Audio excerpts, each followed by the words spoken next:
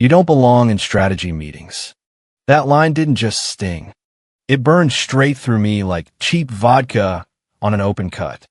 It hung in the air of the community center conference room like a bad punchline at a funeral. Karen Calloway didn't even glance up when she spat it out, just flicked a manicured hand toward the door like I was the hired help who'd wandered in to empty the trash bins. I stood there for a full 5 seconds.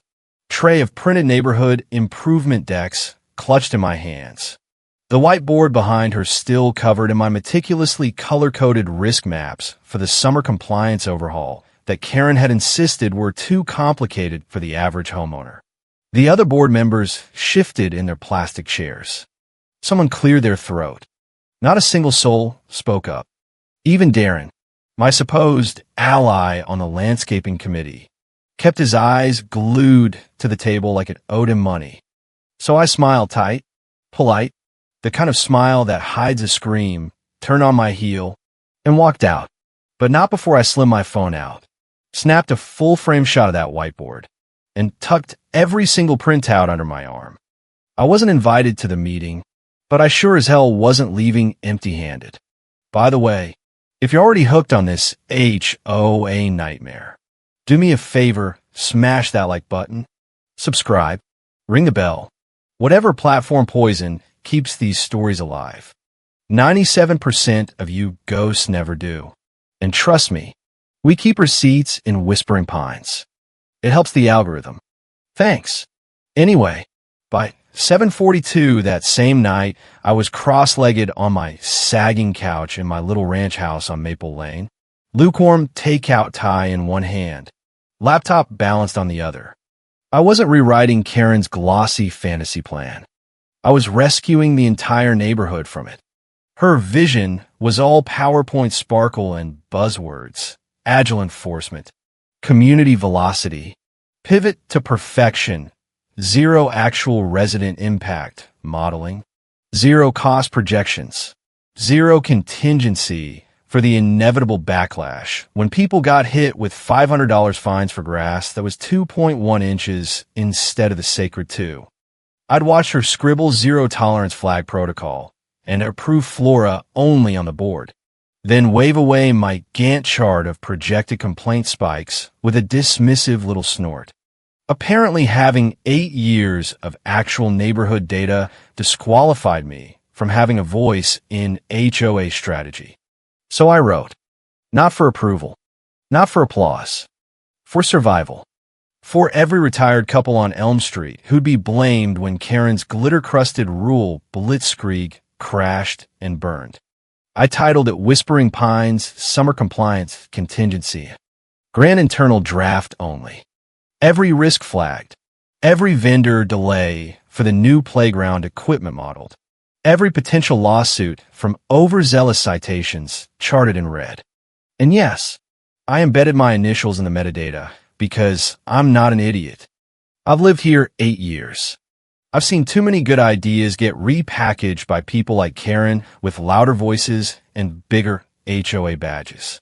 Before I shut the laptop, I opened my HOA email account and parked a fresh draft in the outbox. Subject line internal backup plan. Contingency draft only, scheduled to fire to the board secretary in the official archive at 6:15 a.m. Sharp.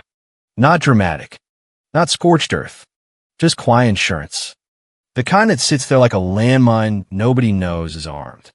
The next morning, I walked into the monthly board coffee hour like nothing had happened. Karen's voice floated from the war-ruined corner, dropping phrases like visionary enforcement and community-first standards that made my coffee taste like regret. Darren passed me in the hallway and gave me the world's most pathetic half-nod, as if that erased the silence in yesterday's meeting. I just smiled and said, "Morning," like I didn't have a digital paper trail long enough to wrap around Karen's pearl-clutching neck twice. Truth is, I wasn't angry yet. Not really. That would come later. Right now, I was steady, like a calm hand setting the first domino. Because Karen had just made the mistake of showing me exactly how the game was played in Whispering Pines, and assuming I'd never learned the rules. By Wednesday night, I already knew Karen's grand overhaul was going to fold like a cheap lawn chair in a hurricane. She was name-dropping zero-tolerance agility sprints and resident-first targeting without a single real compliance curve mapped. Deadlines kept creeping closer while the budget stayed frozen. It wasn't even incompetence. It was pure theater. She didn't care if the rules worked. She just needed them to sound like they would while she posed for the neighborhood Facebook group photos. So I did what I always do when I smell smoke and nobody's reaching for the extinguisher. I built a fire map. My shadow plan wasn't flashy. No glossy gradients. No synergy jargon. Just cold, boring numbers, lead time buffers for the playground install, procurement flags for the new fencing that wouldn't trigger code violations, capacity assumptions pulled from 8 years of watching Karen's previous disasters. I pulled the last 3 years of citation audits and baked in the real complaint margins. Then I color-coded every scenario: yellow for grumbling, orange for mass emails, red for lawyers. By the time I finished, I had a 22-page survival manual disguised as a simple contingency draft. At 11:16 a.m., I added the final mitigation pathways and vendor response tiers. Didn't even run spell check. That's how raw it was. Because this wasn't for performance review. This was for preservation.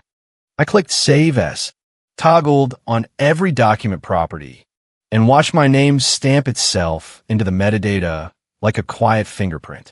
Karen once sneered in a meeting that metadata is overkill for concerned residents. Funny.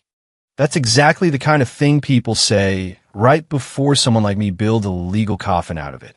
At 6:12 a.m., the file left my outbox like a ghost. Subject: Summer Compliance Contingency Draft, Internal Use Only. Sent to the official HOA archive. CC to the board secretary. No read receipt. No reply needed. It just needed to exist. By noon, Karen was parading through the community center waving mood board from her cousins, inspirational Pinterest, and cracking jokes about thinkfluencers in landscaping. She dropped one on my folding table without stopping. Inspiration, she cooed, like she was doing me a favor instead of giving me a migraine. The woman thought stock photos of perfect hedges would patch the holes in a compliance roadmap that couldn't even account for the fact that half the neighborhood had actual jobs and kids and lives. I smiled, flipped the page over, and pretended to jot a note.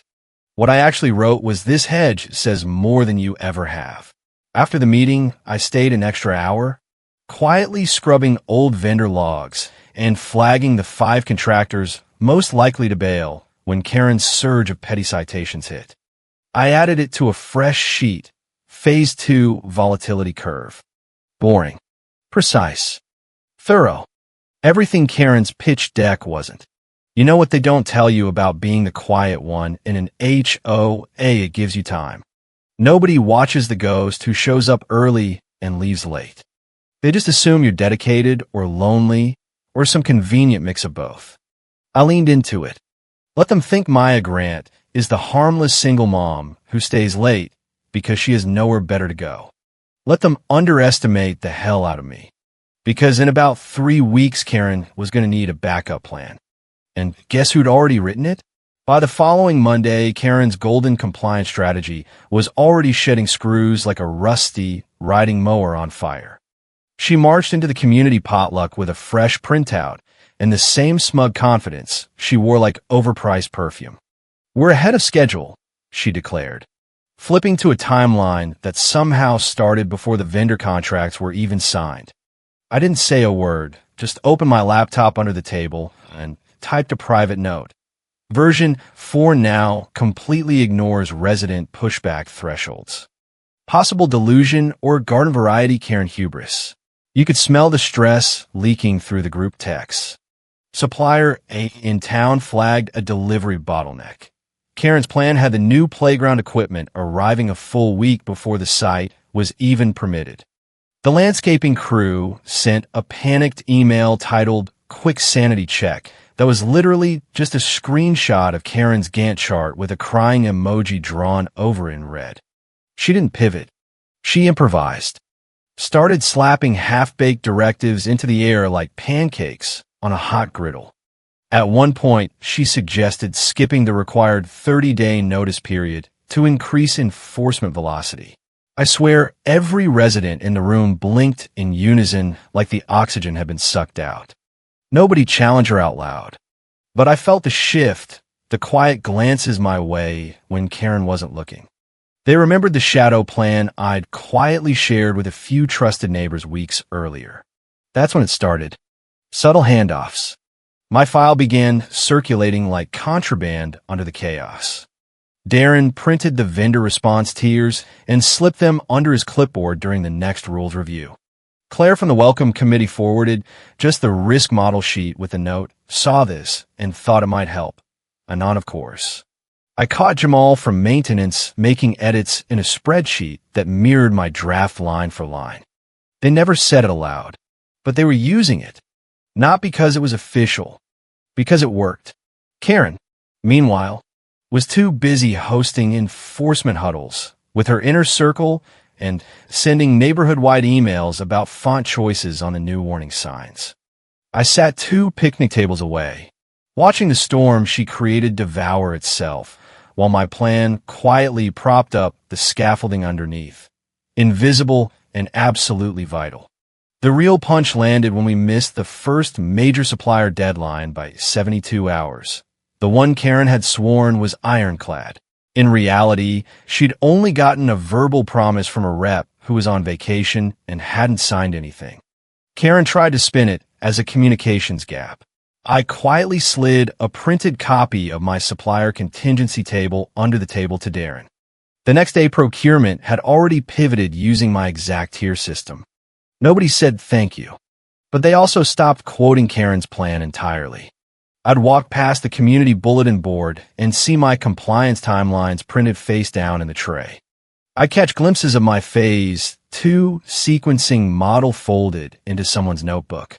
Someone even repurposed one of my diagrams in the official vendor packet, my original file name still faintly visible in the corner, WP Compliance Grant Model V3. It burned, but it validated. My work was saving the neighborhood quietly while Karen still got to play queen. She quoted my phrases in her next Facebook Live, volatility curve, like she'd invented it. She didn't even know what it meant. And I, still the ghost on Maple Lane, kept watching, logging, updating, because credit wasn't the goal. Proof was. It was a Thursday when Karen popped her head over my backyard fence like we were old sorority sisters. "Hey, quick one," she sang, all fake charm and teeth. "Do you still have any of those old backup compliance drafts from earlier this quarter? You know, the ones you were noodling around with before we locked the final strategy." She chuckled like drafting full contingency frameworks on my own time was some cute little hobby. I blinked up at her for my garden gloves. The woman hadn't made eye contact with me in 2 weeks, and now suddenly needed a little help fleshing out the narrative. I said, voice flat. "What exactly are you looking for?" "Oh, just some of that logistics modeling you had. Some phrasing I liked. No rush. Ping me if you find it." She tapped my fence post like she was sealing a deal and strolled off toward her McMansion. The one with the HOA violation flags she pretended not to see. I didn't ping her. I didn't need to. I'd already seen the file pop up in the official archive logs 2 days earlier, accessed via her assistant's credentials. Acclam si muove. Version history doesn't lie. It logs who downloaded it, when, and, most importantly, who created it. By Tuesday morning, a shiny new internal draft was circulating for final alignment. Labeled Summer Compliance Overhaul, Karen C. Final version. Paragraph after paragraph mirrored mine word for word. The risk mitigation matrix was lifted entirely, right down to the color-coded tiers and the disruption scenarios I'd built using last spring's vendor codes. She hadn't even bothered changing the bullet order. My diagrams were untouched, just cropped a little, but the faint watermark I'd embedded under the axis labels was still there. M. Grant, Ops Draft V2. I stared at the screen in perfect silence. It wasn't rage. It was cold. Surgical clarity. This was never about the neighborhood. It was about Karen's brand. She hadn't failed upward by accident. She'd built a career lifting other people's competence and spraying it with perfume and HOA stationery. I was just the latest draft in her long line of quiet thefts. The official press release dropped 2 days later. Whispering Pines, HOA unveils bold new compliance direction. Karen's quote sat front and center. This visionary plan reflects our dedication to agile enforcement, resident resilience, and smart forecasting. My stomach flipped. I'd typed that sentence at 2:03 a.m.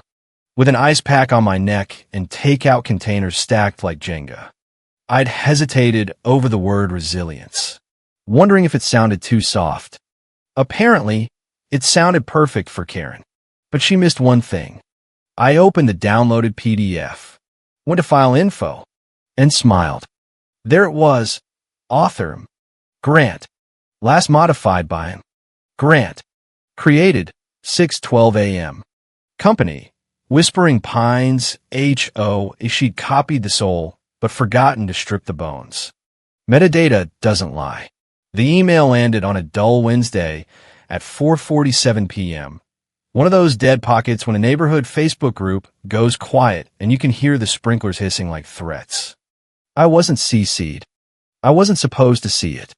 But Darren's laptop screen faced the window as I walked past his house on my evening loop. And the subject line froze me mid-stride. FWD. Strategy Draft Metadata. Please review confidentially. No emoji. No small talk. Just a cold digital arrow pointed straight at the full board inbox. Darren didn't notice me pause. He was too busy scrolling, lips pressed thin, clicking something before leaning back like a man watching a fuse burn. Whoever forwarded that file history knew exactly what they were doing.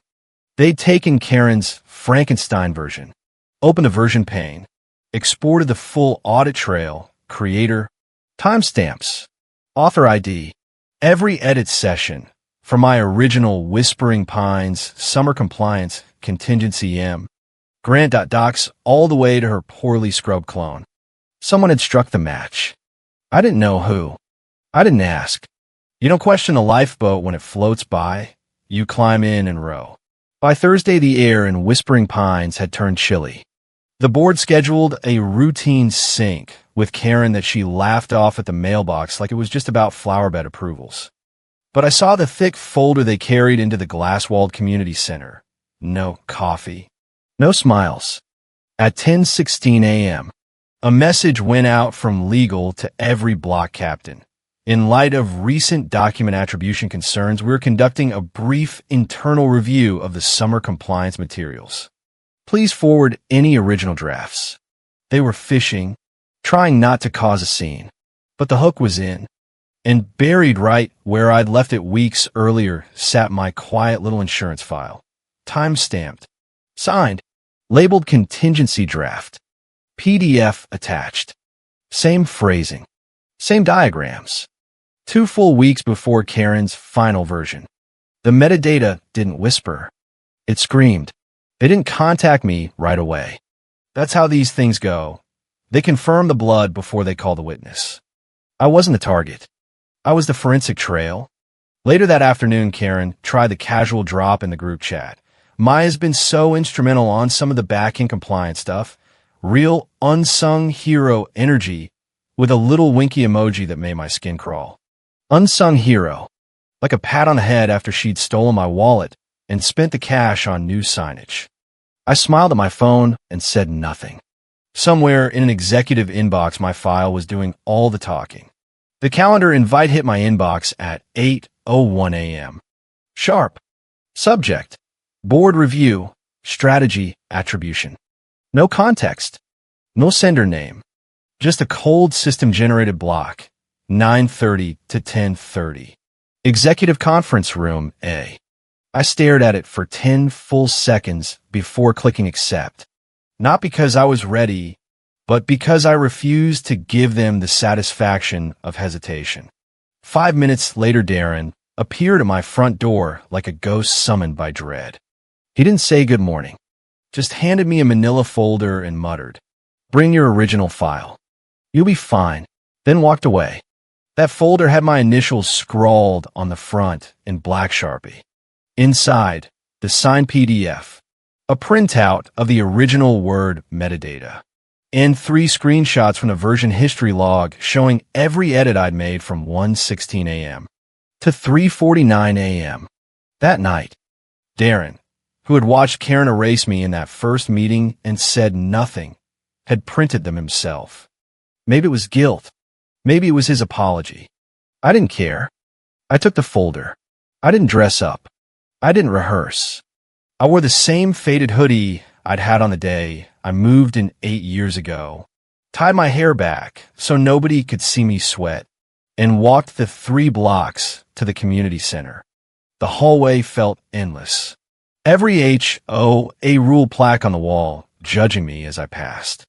At the frosted glass doors, the receptionist I'd never met gave me a polite nod and buzzed me through. Inside, the room was cold, bright, and too quiet. Polished table, chrome chairs, a wall screen humming in sleep mode. Around it sat 3 full board members, 2 legal reps, 1 external auditor, and the treasurer I only knew from the quarterly newsletters. And Karen. She looked like she hadn't slept. Collar crooked, hair slipping from its usual perfect updo, the smug mask cracking at the edges. She tried the sideways smirk when I entered, but her lips twitched and failed. There was an empty seat beside her. I didn't take it. I sat directly across, placed a folder on the table, and folded my hands like I was about to deliver closing arguments in court. Nobody spoke for a beat too long. Then the treasurer cleared his throat. "MS. Grant, thank you for coming. We're just trying to establish clear authorship on the summer compliance overhaul. There seems to be some confusion about source materials." I nodded once. "I can clarify that." To my right, one of the board members leaned forward, fingers steepled. "We've received conflicting documentation. One file appears to originate from your address, timestamped significantly earlier than the version presented as final." Karen jumped in, voice pitched high. "I'd just like to say Maya and I worked very closely. I wasn't asked to contribute," I said, calm and even. "I was asked to leave the meeting." Silence. I opened the folder, removed the first printout, the metadata sheet, and slid it toward legal. Then the signed contingency draft. Then the email receipt from the archive log. Each page placed like chess pieces. No drama. No raised voice. Just facts. I looked straight at Karen. "I didn't work on your plan," I said. "You used mine." Her ears went scarlet. The treasurer flipped through the pages slowly. "How long had you had this file?" "Since the night of the first strategy session. I wasn't invited to stay, so I drafted a contingency framework based on the gaps I observed."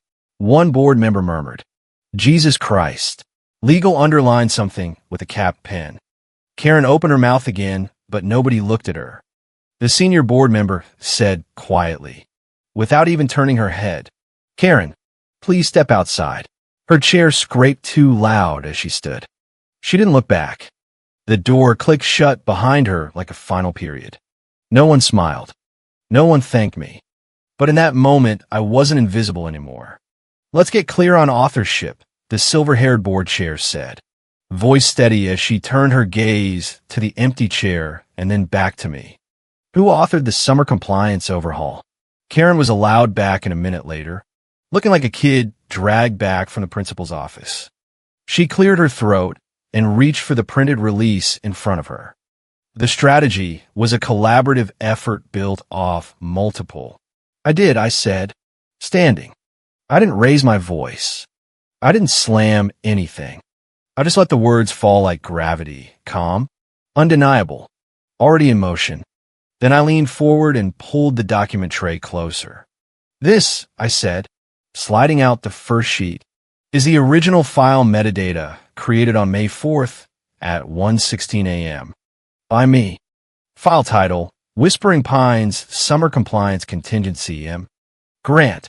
This, laying down the next page, is the version backup timeline showing every edit over the following 48 hours, including supplier mitigation models, fulfillment sequencing, and risk tier overlays. The room was so quiet I could hear the air conditioning click on. I kept going. This is the signed PDF I submitted to the official archive on May 5th at 6:12 a.m. You'll find it under Contingency Draft, Never Acknowledged, Never Flagged for Review. And, finally, placing the last page on top. This is the delivery log showing the timestamp send event. That's 2 full weeks before MS. Callaway's file was created. The treasurer exhaled softly. How long have we been overlooking this? Nobody answered. Karen finally found her voice. But it cracked halfway. I wasn't trying to claim ownership. It was more of a curation effort. I needed a solid backbone, and Maya's file just... Karen, the chair said flatly. That'll be all. He froze. I just think it's important to. She didn't raise her voice. She just tilted her head slightly. Leave the room. He hesitated, looked at the treasurer, looked at me. I didn't blink. He gathered his papers with shaking hands and walked out. The latch clicked behind him like a gavel. The silence that followed wasn't awkward. It was reverent. I sat down again, smoothed my hoodie, and folded my hands. Anything else you need clarified? The treasurer gave the faintest shake of his head. No, I think that speaks volumes. And for once, everyone listened. They didn't call an apology, but that's exactly what it was. 3 days after the board meeting, I was pulled into the small side room on the second floor. HR's idea of neutral ground. No glass walls. No big table. Just a tired coffee machine that hadn't worked since 2022 and a flickering fluorescent light. The board's secretary, Janice, sat across from me, posture rigid, tone measured like she was reading from a script. We'd like to offer you a new role, she began, tapping the folder in front of her. Director of Community Compliance Operations. Effective immediately. I didn't move. Just waited. It comes with a revised compensation band, executive-level voting rights on the board, and retroactive credit for the Summer Compliance Initiative. You'll be named strategic author in the upcoming newsletter and listed as lead contributor in the annual report. She waited for gratitude. What she got was silence. Your title will come with full cross-committee visibility, she added after a beat. And yes, you'll be included in every strategy session moving forward. I nodded once, then leaned forward. I'll take the role. On one condition. Janice blinked. Okay, my neighbors, I said. Logistics, maintenance, the actual residents who live here. No more sidelines. They sit at the table too. If we're planning compliance, we plan it with the people who actually have to follow the rules. She hesitated just long enough for me to wonder if this was another polite rejection wrapped in HOA niceties. Then she nodded slowly. I think that's fair. And that was it. No balloons. No applause.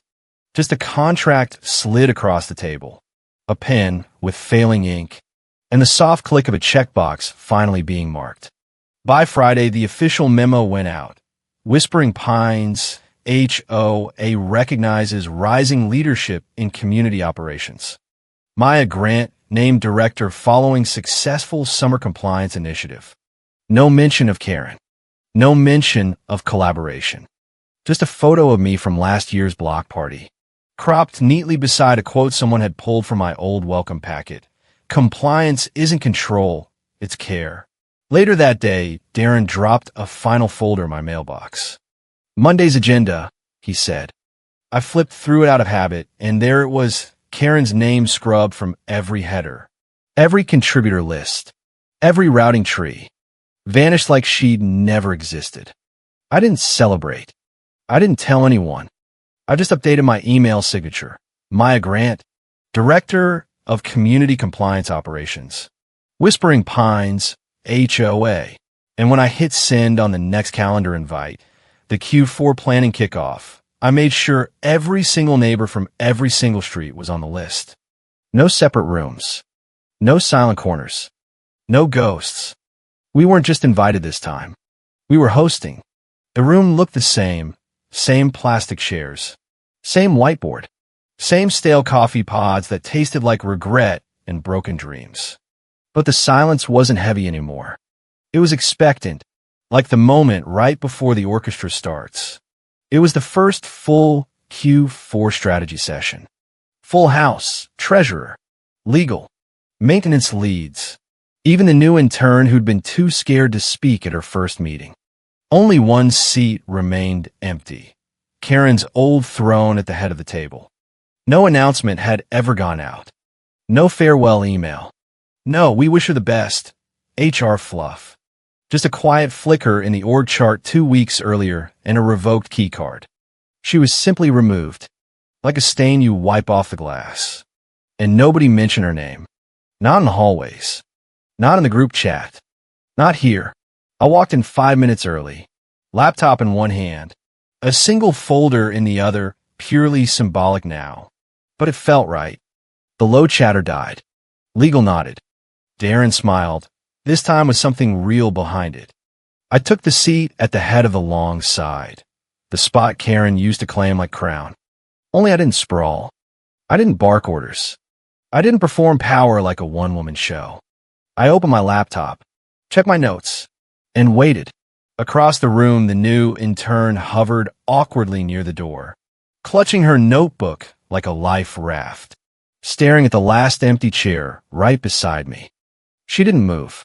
I caught her eye, then reached out and pulled the chair out a few inches with my foot. She blinked. I smiled. Sit, I said. That seat's for whoever's got ideas worth hearing. She hesitated, then moved quickly, quietly, sat down, opened her notes, and just like that, the meeting began. Nobody questioned it, because this room no longer belonged to the loudest voice or the flashiest title. It belonged to the prepared, the resilient, the ones who stayed when the door slammed shut. I glanced once more around the table, all eyes forward. No missing voices, no stolen credit left to chase. I leaned back, folded my hands, and said one last thing before we started. I don't care where you come from. If your ideas are sharp, sit down. And for the first time in 8 years, everyone in Whispering Pines finally did.